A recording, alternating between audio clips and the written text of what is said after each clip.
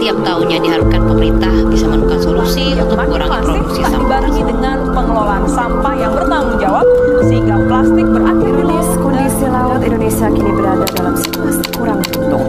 Beberapa titik sudah jadi tempat pembuangan. Indonesia menghasilkan 34,85 juta ton timbunan sampah. Penumpukan sampah, Lautan sampah di tengah pemukiman warga membuang sampah sembarang.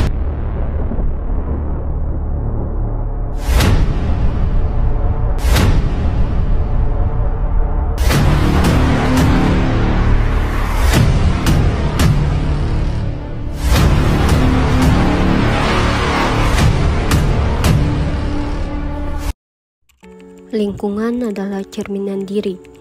Jika kita merawatnya, maka kita sedang merawat kehidupan kita sendiri.